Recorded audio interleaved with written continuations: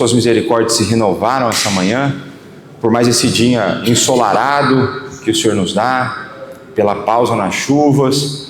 Muito obrigado pelo teu cuidado demonstrado sobre nós, Pai. Obrigado pela tua graça que trabalha e molda o nosso coração, que nos traz para si. Muito obrigado, Pai, pelo teu cuidado. Muito obrigado por esse momento que teremos, pelos meus irmãos que estão aqui, por aqueles que estão a caminho. Nós te pedimos que o Senhor os traga em paz e que o Senhor esteja a cuidar daqueles que não podem estar presentes, Pai. Que o Senhor esteja a dar uma pronta recuperação de alguma enfermidade, que o Senhor esteja a aliviar o sofrimento, para que em breve eles também retornem ao nosso meio, Pai. Dá-nos um momento proveitoso agora. Tudo isso nós te pedimos, gratos, no santo nome de Jesus. Amém. Então pronto, vamos lá. Perguntas de sempre. O que estávamos a ver na última vez que eu dei aula? E não foi semana passada, não é? Confissão de Fé de Westminster, isso é sempre bom começar aí. Como? Capítulo 4? Ao capítulo 21, parágrafo 4º, pronto. Era isso que nós estávamos a ver. Acertar os números. O que falava o parágrafo? Como? Sobre oração. Que detalhes da oração falava lá? Oi? Pelo que é lícito orar, por aquilo que nós devemos orar, né? Então nós estamos a ver o culto religioso e o dia do Senhor, o domingo. E aí nós tivemos aí o início. E onde foi que eu parei, vocês lembram? Uma coisa que eu queria saber muito, mas fiquei ainda com a dúvida, não é? Que bem ali, não é? A última frase, não é? O que é do tal do pecado para a morte, não é? Então a gente viu aí, né, que a oração deve ser feita por coisas lícitas e por todos os tipos de homem que atualmente existem ou existirão no futuro. No entanto, é honrado orar pelos mortos ou por aqueles que são conhecidos por terem cometido o pecado para a morte. A única parte que não foi explicada foi a última frase. O que os irmãos lembram das explicações ou de exemplos que foram dados para explicar orações por coisas lícitas, ou o que são esses todos os tipos de homem? O que vocês lembram disso?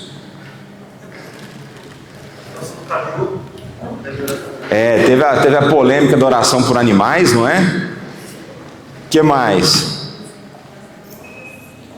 Qual que é o exemplo de oração que eu dei para vocês que eu não faço, além dos animais? Oi? Não. Como? Práticas ilícitas. Que tipo de prática ilícita eu dei aqui? Tráfico de drogas é um exemplo. Qual mais eu dei? Oi? Corrupção na política? Mas não oro por isso mesmo não. Mas eu orei por... eu estou ainda nas práticas ilícitas, né? Aquilo que eu não oro. Teve um negócio que eu dei um exemplo aqui que é muito comum que acontece dentro das igrejas, que é julgo desigual, né? A Sônia lembrou aqui, né? Então às vezes chega lá os meninos emocionados ou as meninas emocionadas: pastor, eu preciso saber se esse é o homem ou a mulher da minha vida. E aí a primeira pergunta tem que ser feita: é crente ou não é? Se não for, pronto, não vou nem orar. Deus já sabe o que ele já mandou, você não tem o que fazer, né? Então eu não oro por isso. Se começar o relacionamento, eu oro para terminar, né? Ou para converter o par, ou para terminar, né? Então, aí eu falei da gente orar por todos os tipos de pessoas. A gente viu lá a questão dos estratos sociais, né? Então isso envolve políticos, envolve profissionais liberais. A gente viu a ideia de orarmos pelas gerações futuras. E a gente viu que não dá para orar por morto, não dá para orar por animal. Foram alguns dos exemplos de coisas que não dá para orar. E por fim eu parei nesse daí: ou por aqueles que são conhecidos por terem cometido o pecado para a morte. E agora eu quero investir um tempo da nossa conversa para saber, ou para ver o que vocês pensam que seria esse pecado para a morte, ou o que vocês já ouviram o que seria esse pecado para a morte. A blasfémia contra o Espírito Santo. E, por exemplo, tem aquela parte em que os fariseus dizem que Jesus curava pelo mando de Belzebu. Então a Teresa trouxe aqui o seguinte, olha, me parece que o pecado para a morte é a blasfêmia contra o Espírito Santo. E na sequência, ela já citou uma passagem na qual Jesus é acusado pelos fariseus de expelir demônios através de Belzebu. Vocês lembram dessa passagem? E o que Jesus fala para eles? Se ele expele demónios através do maioral, então ele não vai, o reino vai. Então ele fala, se eu estou expelindo em nome de alguém e é o reino contra o próprio reino, o reino está dividido, e o reino dividido não se sustenta, né? Ele vai cair, né? Então tá, além da tese aqui da hipótese da Teresa, qual que seria outra possibilidade de pecado para a morte que vocês já ouviram, ou vocês não têm ideia alguma do que possa ser o pecado para a morte? Isso foi o que a Teresa colocou, blasfêmia contra o Espírito Santo. Qual outra? Ou nenhuma possibilidade? Ou não existe esse pecado? Davi? Não se arrepender dos seus pecados é uma outra possibilidade. O que mais?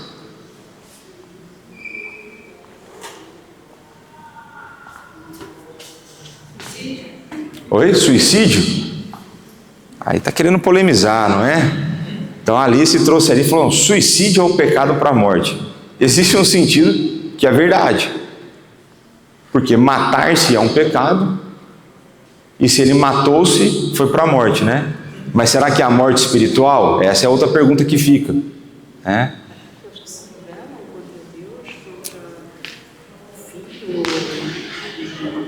Então, vou fazer uma outra pergunta para vocês. A Bíblia diz que tem um único pecado que não tem perdão, certo ou errado? Que é blasfêmia contra o Espírito. O que é a blasfêmia contra o Espírito?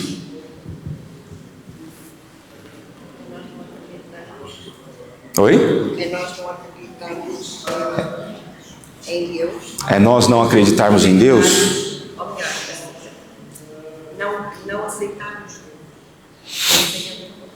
Não aceitar Tá. a iniciativa própria, odiar. Tá. Como? Ofender a divindade, né? Ofender a pessoa do Espírito Santo. Continuamente viver em pecado. Assim. Continuamente viver em pecado. Deliberadamente. Tá. E atribuir o mal ao Espírito Santo. Tá.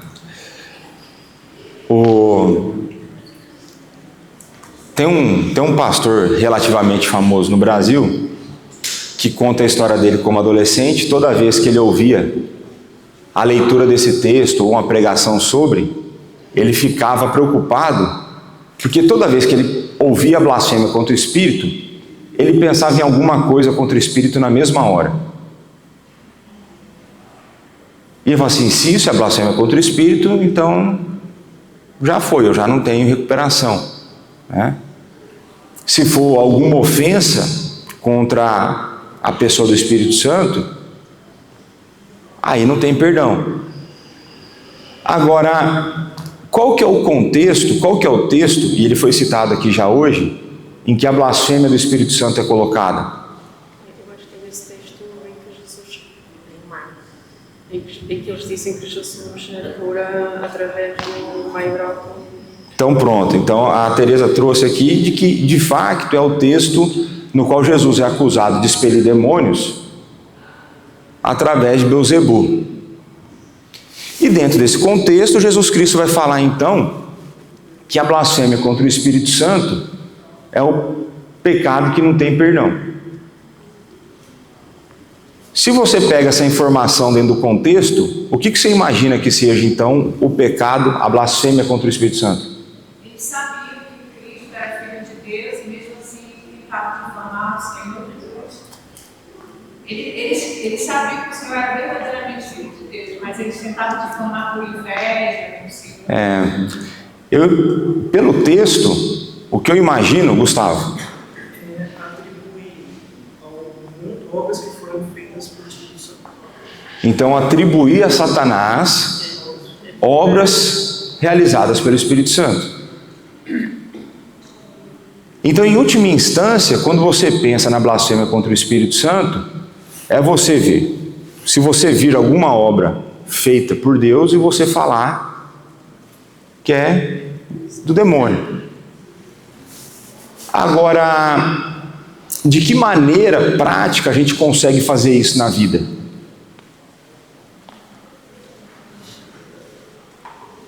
Porque a Bíblia fala que se você se arrepende do pecado, você tem perdão. Agora, como que eu concilio o texto que diz que se eu me arrependo eu tenho perdão com a blasfêmia do Espírito Santo? Então a gente já meio que definiu aqui que a blasfêmia contra o Espírito é de facto você atribuir a Satanás aquilo que o Espírito fez. Agora, como que eu faço de maneira última? Como que eu cometo esse pecado? Porque, por exemplo, se a gente for pensar num satanista ou em alguma outra religião, eles não vão atribuir obras que a gente sabe que foi o Espírito que fez a Satanás. Agora, a gente não conhece ex-ateu, não existe ex-satanista. Como que fica, então, essa questão? Eles foram perdoados ou não? Ou eles só estão convencidos e não foram convertidos? Como que alguém, de maneira final, pode cometer a blasfêmia contra o Espírito Santo? Como? A partir do momento que ela tem a noção e consciência do que é a blasfêmia. Por exemplo, o satanista, provavelmente, ele não sabe disso. Tá. No momento que ele passa a saber, não sei se Tá. vale assim. Então o Gustavo está indo para uma linha de argumento seguinte, olha. Enquanto for período de ignorância, tem possibilidade de arrependimento. Agora, a partir do momento que a pessoa veio a ter conhecimento da verdade, e ela comete isso, daí talvez fosse problemático, né? Eu tenho a tendência a crer que a blasfêmia contra o Espírito Santo é a persistência numa vida de pecado deliberado, sem arrependimento genuíno e depósito de fé em Jesus Cristo. Então, em última instância, quando eu penso em blasfêmia contra o Espírito, eu penso em algo que a pessoa permanece até o final da vida sem nenhum sinal de arrependimento. E se a pessoa de fato se arrependeu genuinamente, não pode ter sido blasfêmia contra o Espírito. Porque se o pecado que não tem perdão, e a pessoa se arrependeu, e a Bíblia diz que quem se arrepende encontra perdão, então seria uma pessoa que segue de uma vida obstinada, contrária a Deus, uma vida de total rebelião. Então isso é o que é a blasfêmia contra o Espírito. Eu vou só fazer um pequeno adendo, que vai até ter alguma conexão com a pregação, do pecado que a Alice trouxe, que é o pecado, qual que foi, Alice? Do suicídio. Suicídio tem ou não tem perdão? A pessoa que comete o suicídio foi condenada, foi salva, nenhum dos dois, ou os dois, é possível que seja um ou outro, como é que é?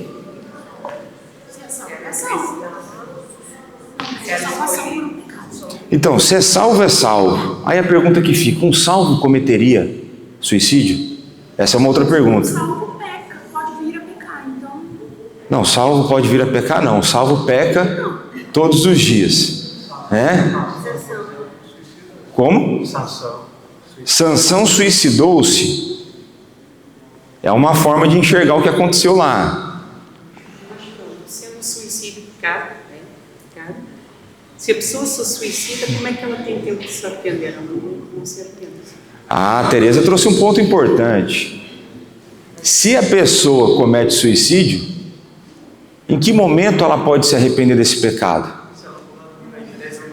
Aí o Gustavo trouxe, se ela pular do prédio de 10 andares, e a gente está rindo do pecado do suicídio, olha que loucura, né? Não é? Mas veja, aí o Gustavo trouxe, olha, tem o período da queda. Se você usa uma arma, tem um período entre puxar o gatilho, não sei. Mas isso traz à tona uma outra discussão importante, que é nós conseguimos nos arrepender e confessar todos os pecados que nós praticamos? Então, se a gente não consegue fazer isso no dia a dia, por que você vai meter uma culpa especial em quem cometeu o suicídio? Por isso que é importante a gente perceber a profundidade da obra de Cristo. Quando Ele morre por todos os nossos pecados, isso não significa que nós conseguiremos intencionalmente reconhecer, identificar, dar nome para todos os pecados que nós cometemos. E um argumento que eu tenho para isso é a gente olhar no Antigo Testamento a provisão que existe para o pecado de ignorância. Então tem pecados que nós cometemos e nós não sabemos que é pecado. Então talvez você nunca tenha refletido sobre o assunto à luz das Escrituras e você pratica aquilo e achava que era normal. Até que um dia aparece um pastor ou um amigo e explica para você, essa ação aqui é pecado, e você fala, não acredito. Eu tive um amigo assim, que ele me apresentou ideias que eu nunca tinha tido contato antes, e ali até aquele momento, mesmo sendo cristão, eu ainda cometia aqueles pecados. Então essa é uma das formas. A outra forma é porque a minha razão, ela é finita, certo? Somos criaturas. Por sermos criaturas, a nossa razão, ela é finita, e além de finita, ela é afetada pelo pecado. A queda afetou a nossa razão. Isso significa que o nosso coração, muitas vezes, não consegue nem perceber pecados que nós praticamos e que nós sabemos que é pecado. Muitas vezes a gente não discerne, você não para ao longo do dia para discernir as motivações do seu coração em tudo que você faz. Então, por exemplo, 1 Coríntios 10:31 vai falar que nós temos que fazer tudo para quê? Para a glória de Deus.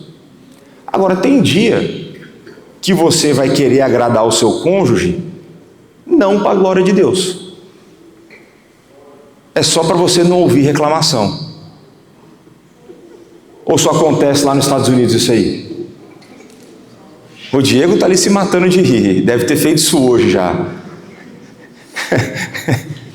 Não, veja, vamos pegar o meu exemplo clássico lá do lixo. Tem dia que eu olho e falo, cara, eu vou levar o lixo hoje, porque se eu não levar hoje é capaz a Daniela reclamar, e eu não quero ouvir porque eu estou estressado com outras coisas. Não foi para a glória de Deus que eu fiz. Agora, você para analisar o dia todo você está a tomar decisões. O dia todo você está a fazer alguma coisa.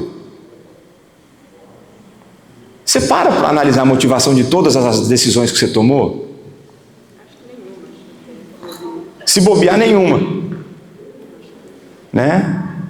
Então, em última instância, a gente não consegue, humanamente falando, é impossível que a gente consiga identificar todos os nossos pecados e confessar todos os nossos pecados. Porque se a salvação dependesse da confissão dos nossos pecados, ela não mais seria pela graça, ela seria pela minha confissão. Agora, isso não significa que nós não devamos avaliar, sondar o nosso coração para buscar identificar os pecados que nós cometemos. Isso não significa que nós não devamos confessar. A gente deve, é obrigação nossa confessar os nossos pecados. É obrigação nossa nos arrependermos dos nossos pecados. Silvia. Lá em Levítico, que Deus pede para apresentar sacrifício do pecado de ignorância, pecado de ignorância, né? O povo apresentava o sacrifício sabendo que pecou por alguma ignorância, ou porque Deus quis assim, Não, acho que Deus ele dá essa provisão para o povo saber que existem pecados que eles não estavam a perceber, a reparar na própria vida. Então você pega lá Jó, pega o livro de Jó. Aí Jó fala assim, ó, eu vou fazer o sacrifício aqui, porque vai que os meus meninos fizeram alguma coisa. E você que tem filho, tem chance dos teus meninos pecar? Mas demais aí, não é? Demais. É a pergunta que você nem precisa fazer. Então Jó já falava assim, ó, já deixa eu fazer a provisão aqui, né? Mas então na nossa vida nós temos que ser intencionais na maneira como a gente analisa o nosso coração para buscar confessar o pecado. Eu, com uma certa frequência, eu trago aqui boas coisas que eu aprendi, inclusive nas igrejas doidas que eu passei. E uma das igrejas que eu passei, na verdade foi a igreja onde eu entendo que Deus me converteu, o pastor falava assim, né? E aqui eu vou traduzir para o português de Portugal. Que pecado tem nife. O que ele quer dizer com isso? Que pecado tem nome e identidade. O pecado é algo exclusivo, não é algo genérico que você... Porque senão, como que vai ficar a tua oração de confissão de pecados se você não sondar o teu coração? E se você não for atrás do NIF, ou se você é imigrante e ainda não tem o seu passaporte, o seu número de... Como que o teu pecado vai ficar na confissão? Hã? Perdoa todos os meus pecados. É uma coisa que você tem que pedir, Agora, você deveria parar aí? Vai lá, Denise. Confesse os seus pecados. Essa é uma das conversas que a gente tem lá em casa. Por causa de um tipo de oração que eu já vi também o senhor fazer. Certo. E eu tenho essa dúvida do quanto... Então agora você já apontou um problema meu, vamos lá. Quanto é prudente fazer esse tipo de oração. Do tipo? Do falar assim, ó, no final da oração, só uma oração, sei lá, uma graça para os alimentos e no final, perdoa os nossos pecados. Eu tenho aquela sensação de que é como se fosse algo trivial, tipo, olha, Senhor, no final aqui, perdoa os nossos pecados. E eu não dá nome aos bois, não que a gente possa dar nome a todos os bois. Mas sabe quando termina sempre a oração com, Senhor, perdoa os nossos pecados, amém. Não parece algo um pouquinho que não dá o peso do pecado? Depende da motivação do coração. Então depende da maneira como você fala, porque é possível, por exemplo, você fazer a oração mais bonita de todas e isso ser pecaminoso. Então, por exemplo, você vem aqui e fala assim, Senhor, muito obrigado, pois eu sou uma pessoa muito humilde, inclusive eu me orgulho da minha humildade. E muito obrigado, pois o Senhor me fez assim, né? Uma pessoa humilde, sábia, cheia do Espírito e tal. E Senhor, perdoa os poucos pecados que eu tenho, né? Ou então você faz o contrário, fala, não, eu quero mostrar para todo mundo que eu sou muito pecador. E você vem e confessa todos os seus pecados. Dependendo da maneira como você fez isso, é problemático, é pecaminoso também. Então, a questão toda de você pensar em oração é que isso envolve também a motivação do coração.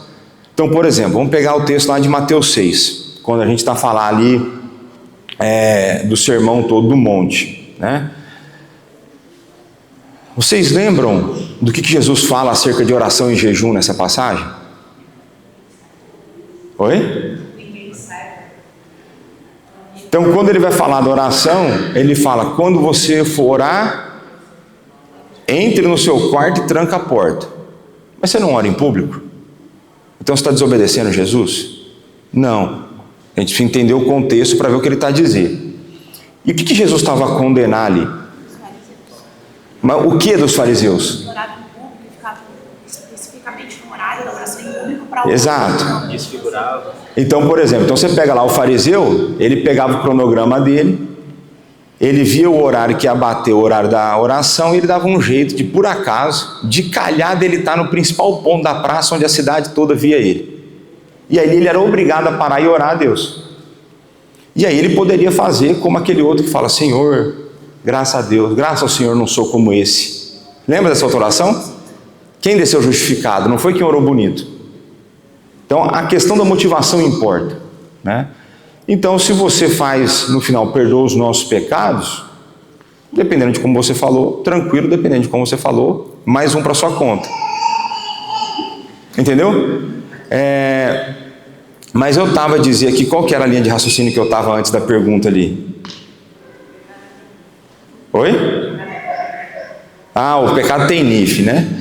Então, nós não deveríamos parar na nossa oração somente perdoa os nossos pecados.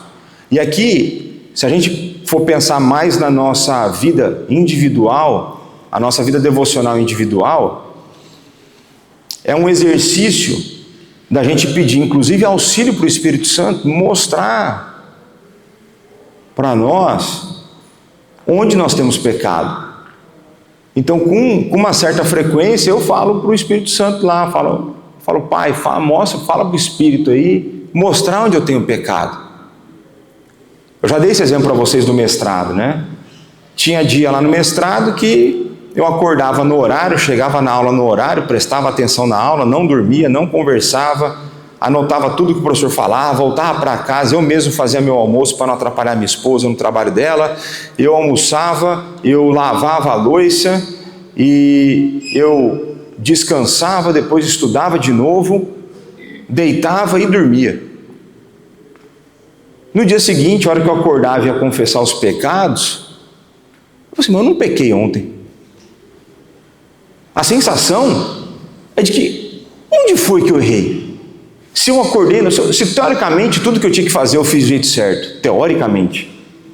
Então a nossa cegueira é tanta para a realidade espiritual que a gente consegue chegar numa conclusão tola dessa, de ter que pedir ajuda para Deus, falar assim, não sei onde eu errei ontem.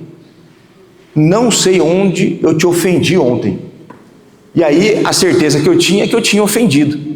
Falei, Senhor, não sei, me mostra onde, porque eu quero confessar esse pecado. Então vai ter momentos que a gente vai precisar do auxílio para perceber. Só que ao mesmo tempo, eu já mostrei para vocês, de que não é todo tempo, em todo instante, que a gente vai conseguir confessar todos os nossos pecados. Que essa é uma história, diz a história, né, diz a lenda, que era a vida de Lutero. Então Lutero, antes das 95 teses, antes dele entender, antes dele perceber o texto bíblico de que a salvação se dava pela graça, que o justo viverá pela fé, né, o texto libertador para Lutero, na carta de Paulo à igreja em Roma, Lutero vivia no confessionário. Era o tempo todo a confessar pecado. Diz a história, isso eu ouvi em sala de aula, não fui atrás de buscar o original, não fui nada disso. De que um dia o confessor, aquele que ouvia as confissões de Lutero, falou assim, Lutero, faz o seguinte, vamos combinar um negócio hoje? Não, vai lá, mas peca de verdade. Depois você volta aqui com algum pecado sério. Mas, se a gente fosse, e esse é o problema de quem acredita que a salvação é pelos seus méritos, pelas suas obras. Você não pode parar de se arrepender o tempo todo. Você não tem descanso. E o pior, que além de não ter descanso, você é incompetente para fazer o que você tem que fazer. Então você não vai conseguir confessar todos os pecados. Por isso que, quando a gente olha para a obra de Cristo, ela é por quantos pecados? Todos. E todos, não é todos até aquele dia que você depositou a sua fé. Porque tem gente que vai crer que é o seguinte, então, até aqui, eu hoje teve a minha conversão, eu depositei minha fé em Jesus Cristo, então os pecados até esse momento, Jesus perdoou todos. A partir de agora é comigo. Não, se for assim, você se lascou de novo. Porque você acabou de voltar para a condição que você estava antes de ter se arrependido. Porque você não vai dar, né? Oi. Só assim, uma percepção sobre a nossa natureza, não sei se é correto. É como se fosse assim, a original de fábrica, você tem aquela peça original de fábrica. Se tira ela do lugar, você nunca mais consegue colocar ela de volta, tem que ser outra. Mais ou menos assim, o pecado na nossa vida seria assim, a gente nunca estaria fora do contexto de Deus sempre. Vamos lá. O pecado, ele afeta a criação e todas as relações dentro da criação. O carro está completamente defeituoso, sem nenhum funcionamento. É Romanos 3. O carro não liga, não vira o volante, não vai nada. Isso, só que acontece, a partir do momento que o Espírito vem e troca o teu coração, a partir do momento que Deus vem e te dá a vida, e você passa a crer, o Espírito começa a habitar em você e começa a obra de santificação. que é a recuperação de um carro que deu perda total, pegando o teu exemplo. Esse carro vai dar manutenção ao longo? Vai o tempo todo vai dar manutenção, até que vai chegar um dia, no dia do juízo final, onde nós seremos completamente aperfeiçoados. Aí, a partir desse dia em diante, não dá mais nada. Aí estamos perfeito, carro funcionando perfeitamente. Mas para voltar aqui na questão da oração, então a gente tem que tomar cuidado para não atrelar a certeza da nossa salvação, ou a nossa salvação em si, ao ato de confessar o nosso pecado.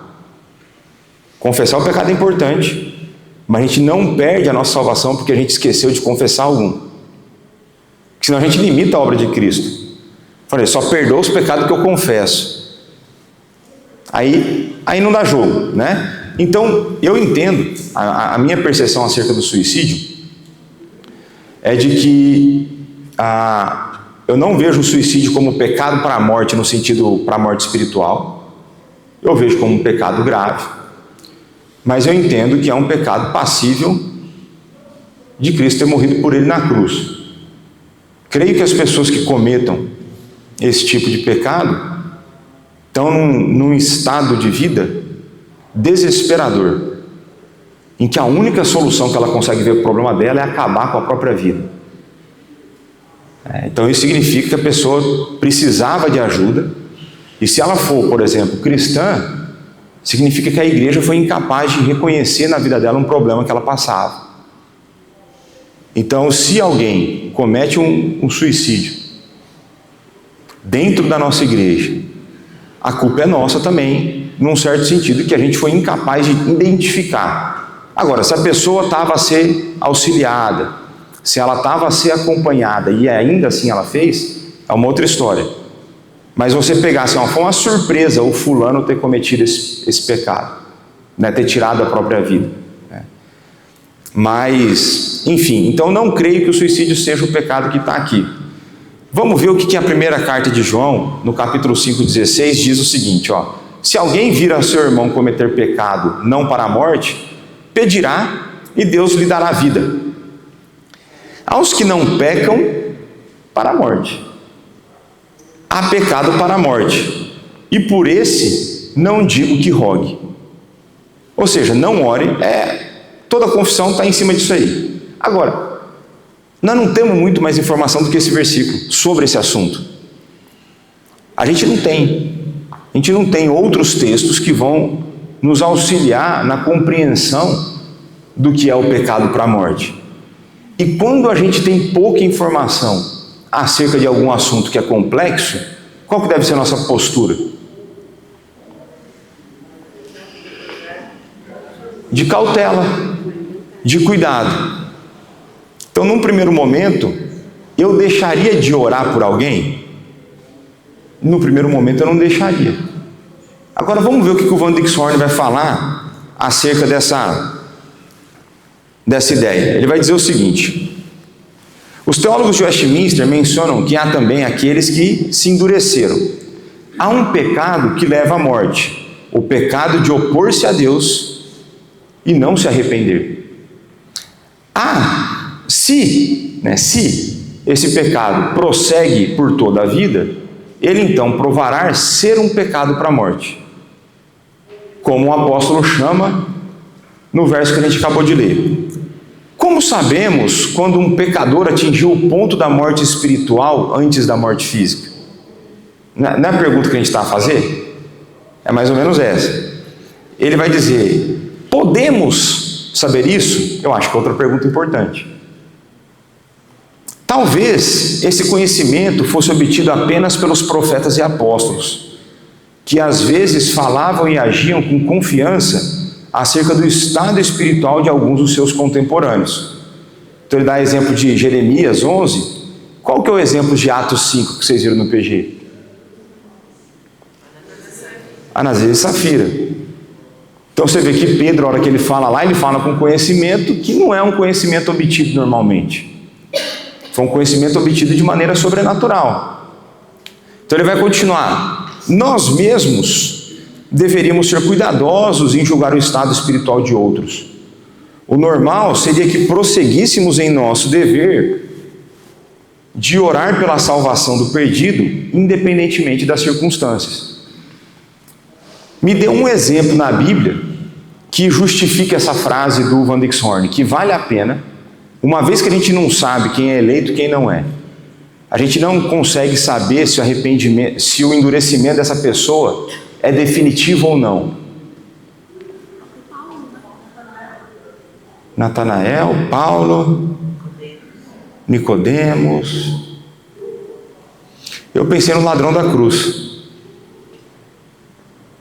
que humanamente a falar, ele estava ali na prorrogação, já estava ali para morrer, e é quando ele arrepende. Ou seja, é possível que pessoas no leito de morte venham a ter o arrependimento genuíno, verdadeiro. Então poderíamos nós deixar de orar por alguém? Talvez, a não ser que a gente tenha esse tipo de conhecimento citado aqui pelo Van Dixhoorn, conhecimento sobrenatural do estado espiritual de alguém. E se você vier me falar que você tem acesso ao livro da vida, aí nós vamos ter que conversar sério, porque aí eu vou querer saber quem são os nomes para nós ir atrás de evangelizar esse povo, não é? E também vou ver, né, que momento da tua vida você estava quando você teve essa visão, não é? Mas me parece ser mais prudente a gente prosseguir em oração pela conversão das pessoas. E eu já dei esse exemplo aqui para vocês e vou falar de novo, algo que me fez refletir bastante, inclusive sobre aqueles que estão em estado de não consciência. Me dê um exemplo de um estado de não consciência. Coma, não é?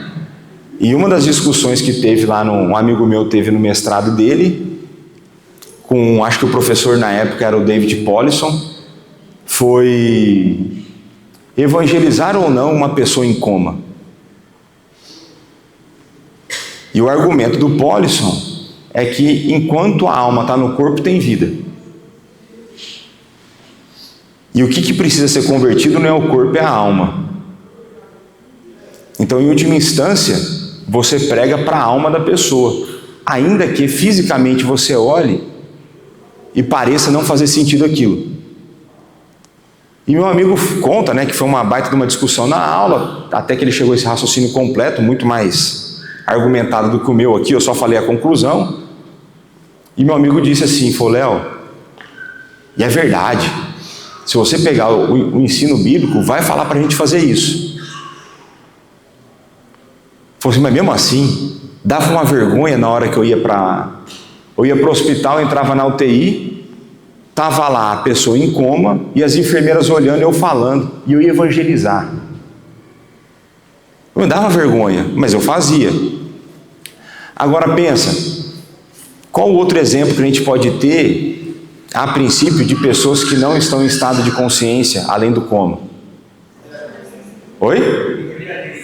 Embriaguez. Ai, vamos pensar outro estado. Oi? Demência. Então, algum tipo de demência, né? Algum tipo de retardo mental, aí tem os nomes politicamente corretos, enfim, tem um monte de coisa. A gente pode pensar nisso e a gente vai ver que a confissão tem essa provisão. E eu estou vendo o Milton apontar aí porque eu pensei que é a gravidez. E esse é o meu argumento para fazer devocional com a barriga da esposa grávida. Para mim, a partir do momento da concepção há vida, e se há vida, há necessidade de pregar o Evangelho. Então você já tem 9 meses, aí na média, 9 meses na gravidez para evangelizar ali, para anunciar as boas novas de salvação, para ler a Bíblia, para orar. E qual que é o exemplo que a gente tem na Bíblia de uma criança? João Batista, que o bichão tremeu lá, a hora que viu Jesus lá, barriga com barriga, teve uma conexão Bluetooth lá, não sei como que foi, reconheceu, identificou, falou, meu Senhor está ali. Tanto é que o relato diz que Isabel ficou cheia do Espírito, não é? Então o Thales já pode falar com o Júnior, né? Vai ser Thales Júnior, não? Que vai ser um menino, né? Revelaram ontem, vai ser um menino. Então já está ali na atividade, já tem que ler a Bíblia, já tem que orar pela criança, já tem que orar com ela. Né? Então esse é um dos meus argumentos, né? E esse é um dos argumentos que a gente usa para a presença das crianças no culto.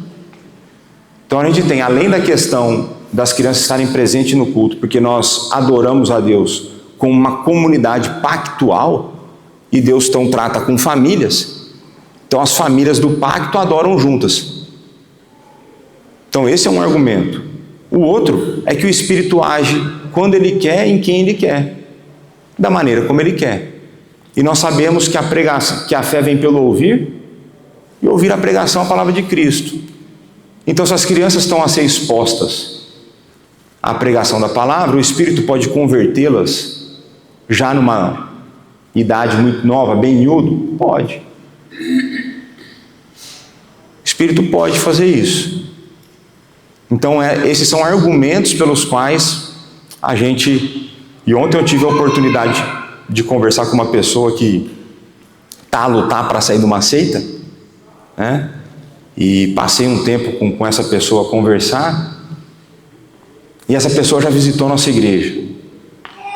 E uma das coisas que essa pessoa falou assim: pastor, uma das coisas que a gente mais se espantou e gostou é que eu pude adorar a Deus junto com a minha esposa. E que onde ele frequenta não pode. Então eles são separados para adorar a Deus. Então a gente entende, né? Então tem um monte de coisa aí que tem razões pelas quais nós fazemos, né? Mas vamos continuar então. Eu acho que a gente deve prosseguir em oração. E ele vai falar aqui: a Assembleia de Westminster cautelosamente repete o mandamento do apóstolo João, escolhendo não fechar a questão sobre a possibilidade de podermos obter conhecimento da morte espiritual de alguém. Então eles não batem um martelo nesse assunto.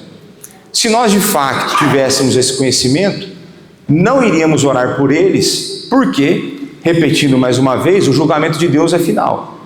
Então se Deus falasse para você: fulano não é eleito, aí pronto, aí não precisa orar mesmo. Só que você tem acesso a isso? Não tem. Não tem. Então, mas há um lugar onde podemos dizer confiantemente que já vimos severidade e o caráter do final do julgamento de Deus, na cruz onde Cristo se deu pelos pecadores. Certamente esse julgamento sobre o Salvador nos dá muitos motivos para adorar e orar com ações de graça. Então ele faz um fechamento desse parágrafo com isso aí. Alguma pergunta sobre 21:4? Não, né? Está tudo tranquilo, não é? Então o que você vai fazer a partir de agora? Você vai parar de orar pelas pessoas que você quer a conversão? Não, você vai continuar a orar. Você não tem acesso ao livro da vida, você não sabe quem foi escolhido ou não. E aqui, eu vou fazer uma observação aqui, que eu creio que nós, como reformados, presbiterianos, nós oramos pouco pela conversão das pessoas. Quando eu olho para a prática dentro da vida da igreja, e eu falo... Eu me forço a fazer isso porque eu escrevo o nome das pessoas no meu Excel. No meu Excel de oração eu tenho lá pessoas que praticamente todas as semanas eu oro para que Deus converta. Por exemplo, a minha irmã. Minha irmã está lá na minha lista. Agora, quando eu vejo na vida geral do povo, a gente ora pouco por isso. Quem que ora muito pela conversão de pessoas? Os pentecostais. Então, os pentecostais, normalmente, oram muito pela conversão dos outros. Isso é bom ou é ruim? Excelente. Excelente. Só tem um problema. Qual que é o problema? Essa oração não é condizente com a teologia que eles acreditam. Então, olha que loucura. A gente não ora, sendo que a nossa teologia manda a gente orar. E eles oram, só que a teologia deles proibiriam eles de orar. E por que vocês acham que a teologia pentecostal proibiria alguém de orar pela conversão do outro? Eles acham que a pessoa escolhe o livre-arbítrio. Então eles acham que a pessoa escolhe livremente, ela tem um livre-arbítrio. Então, ela teria a capacidade de escolha contrária do coração dela. Então a gente viu aí nas pregações, nas minhas últimas pregações, de que aquele que está na carne não pode agradar a Deus. Então na teologia de linha soteriológica, que não considera a graça como um momento da salvação, ele vai entender que aquele que vive na carne, que não pode agradar a Deus, tem a capacidade de escolher Jesus, que seria agradar a Deus. Então o texto de Romanos a gente pode rasgar e jogar fora, por exemplo. E aí, o porquê que existe uma falha, e por isso que eu vi, acho que foi o Sproul falar isso uma vez, o R.C. Sproul, uma vez ele disse que ele não conhece nenhum arminiano que seja coerente com a sua teologia. Igual eu não conheço nenhum calvinista que seja coerente com a sua teologia. Porque a gente fala de soberania, a gente vive ansioso. Então a gente também não é coerente com a nossa teologia. Então é tudo fogo cruzado, todo mundo está tudo errado, né? Mas tem a teologia mais ajustada da Bíblia e a menos ajustada.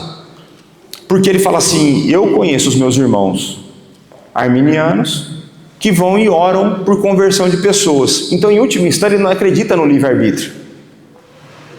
Se ele está a pedir a interferência de Deus no coração da pessoa para que ela creia, a pessoa não escolhe livremente. Não é verdade?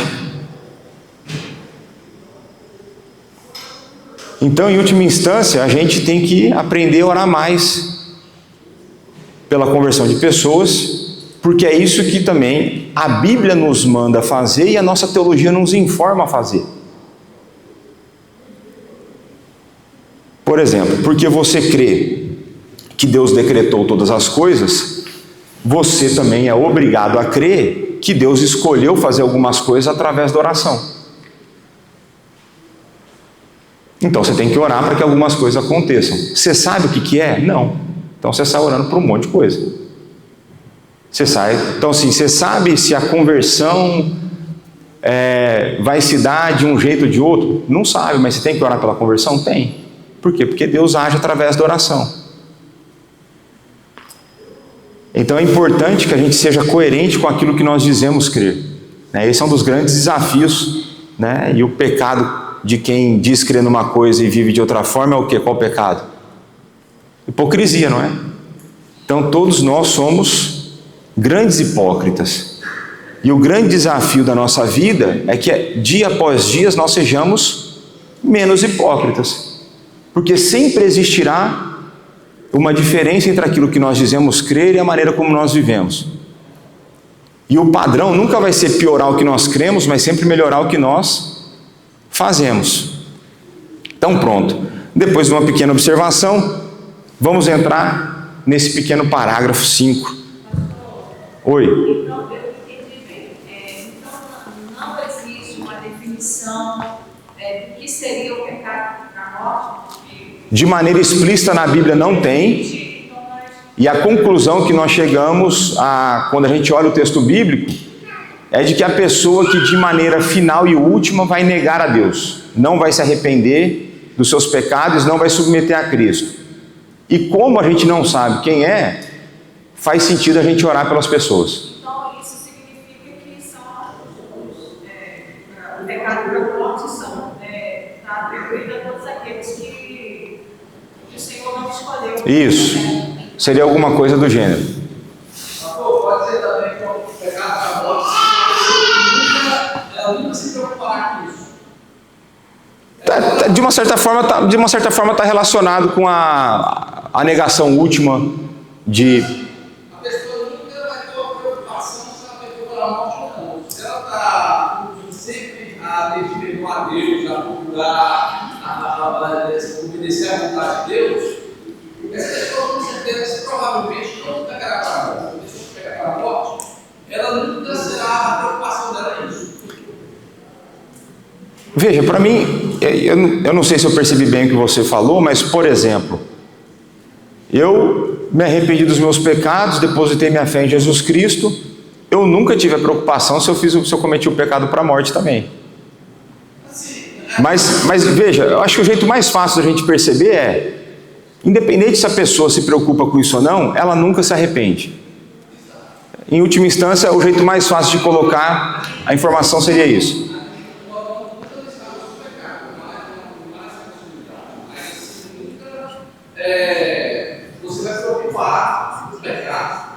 Então, quem de maneira última, até o final da vida rejeita Cristo, ele não preocupa com o pecado.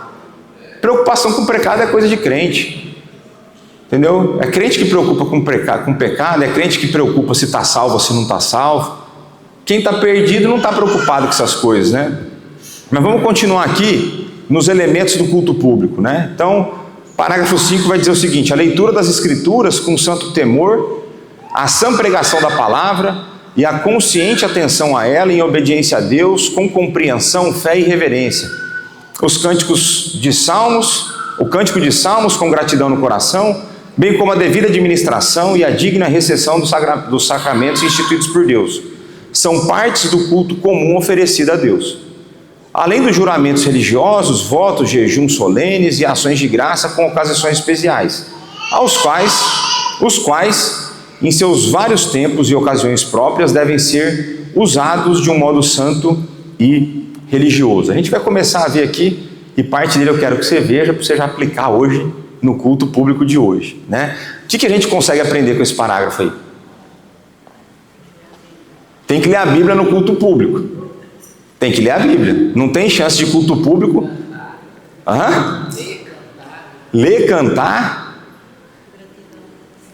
Gratidão no coração, pregação da palavra. Então, por exemplo, veja que a pregação da palavra está qualificada, não está? Qual que é o qualificador? A sã pregação da palavra. A ideia de uma pregação fiel. Então não é aquela ideia de que a pessoa lê o texto, ela parte do texto e nunca mais volta para o texto. Isso não é pregação sã da palavra. Então, já fui à igreja, o pastor vai lá, lê a palavra, e ele começa a pregar lá, e o que ele fala não tem nada a ver com o que está no texto, ainda que ele possa dizer algumas verdades, né? Então, tem um caso lá, um dos momentos mais marcantes na vida de um seminarista são os sermões de prova. Então, no sermão de prova, e no meu caso, foram 5 sermões de prova, foram 5 semestres seguidos, e o sermão de prova você tem uma chance. Foi mal, levou pau, reprovou, próximo ano você pega, próximo semestre você pega, você não tem chance. Deu uma escorregadinha aqui, eu estava nervoso no dia, problema teu. E o sermão de prova, por que ele é um momento marcante na vida do seminarista? Porque provavelmente vai ser um momento que você vai ser mais humilhado dentro daquela preparação. Porque quando você é humilhado pela prova, o professor não divulga a sua nota para os outros. Você pega a tua nota, você fecha a prova e vai embora para casa com a tua vergonha. Agora o sermão de prova não é feito publicamente. E dos 5, tem 2 que são piores. Então você começa assim: os 3 primeiros é só você e a sua turma. Então a primeira pregação que a gente faz, eu acho que é no 2º semestre, acho. Aí é só você e a sua turma. E um professor, nas 2 primeiras é só um professor, que é o professor para ver se você consegue entregar o texto, sem falar nenhuma grande besteira. Pequenas besteiras passam, né? Mas... E aí a hora que você termina de pregar, você já está nervoso porque tem um professor te avaliando. Aí o professor vira para os amigos da turma lá e fala assim: e aí, quais são os elogios e as críticas para o nosso irmão Leonardo aqui? E aí, nesse momento, você já descobre quem que tem o coração voltado para a politicagem dentro da igreja. Então, uma das coisas que mais me irritava nesse momento, porque era muita falsidade. Então, ali era muito pecado cometido. Eu lembro de um dia que o menino fez uma exposição do texto, um menino levantou a mão, não vou citar os nomes, e ele falou assim: professor, quero falar uma coisa para o senhor. Nunca vi esse texto tão bem exposto em toda a minha vida. Mentira! Mas ouviu muitas vezes melhor exposto, que foi ruim que o cara fez lá. Porque naturalmente o que a gente faz no começo é ruim, né? Então era muito disso. E veja, um dos privilégios que eu tenho, que Deus me deu, é de ter bons amigos. E um dos bons amigos que Deus me deu foi o Rafael, que estava aqui semana passada. Então ele era o único cara que fazia as críticas verdadeiras nas minhas pregações, no seminário. Então toda vez o desgramado tinha uma crítica para fazer, né? Então o Rafael sempre criticava lá e era sempre muito construtivo, né? Mas então essas duas primeiras são tranquilas. 15, 20 pessoas na sala, todo mundo não sabe nada igual você, mas tem um professor. Na terceira, são essas mesmas pessoas, mas entra o segundo professor que já não é tão legal igual o primeiro. Ele já é mais chato. E aí você já começa a ser mais humilhado, porque ele começa a fazer correções na frente dos outros. Ele fala assim, ó, quando você falou nós vai, não pode. A hora que você falou isso aqui, não pode. Desse jeito não dá. Isso não está no texto e tal.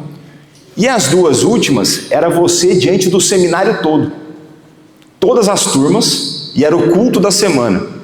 Então o culto da pessoa podia ser amaldiçoado por tua causa, né? O cara tinha um culto lá na semana no seminário, era você que ia levar a palavra, você que montava a liturgia. Só que ao invés de 2 professores, eram 6 ou 7 matérias avaliadas por 5 ou 6 professores. Então tinha um professor de português, tinha um professor de exegese, tinha um professor de liturgia, tinha um professor de teologia sistemática, tinha tudo lá.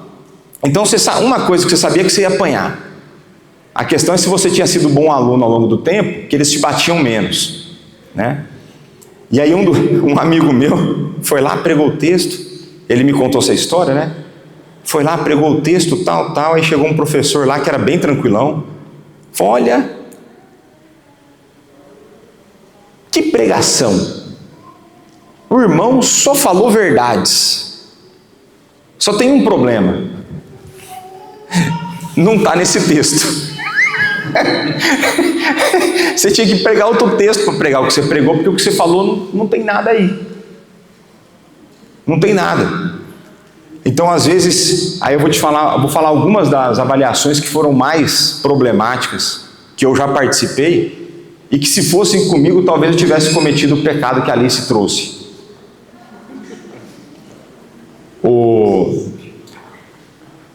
Tinha um professor de grego, o João Alves. O João Alves, sei lá, 1,60 m no máximo. Melhor professor de grego que eu tive na minha vida. Aí um dia ele chegou lá, ele estava substituindo outro professor. E ele falou, eu estou aqui no caráter de substituição, fazendo algo que eu não gosto de fazer, que é avaliar a pregação de aluno. Eu no passado fazia isso, eu fui parar no médico, tenho um problema cardíaco, e estar aqui ouvindo vocês me gera problema cardíaco. Eu fico nervoso, eu não posso fazer essas coisas que eu me irrito demais.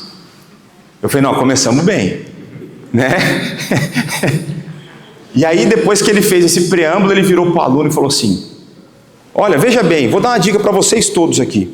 Uma das coisas que nós temos que fazer quando nós vamos preparar para uma pregação é ensaiar a leitura do texto bíblico que nós vamos expor. Então, leia o texto múltiplas vezes, leia até que você fique confortável com as vírgulas, com a entonação, com a interrogação e tal. Por que isso é importante? Porque às vezes, no dia, a única coisa que presta, que vai sair da tua boca, é a leitura bíblica. Aí ele começou assim, ele falou, e hoje, nem isso teve aqui na pregação. Aí imagina que você foi chamado a princípio para pregar. Você nem leu o texto bíblico, está sabendo?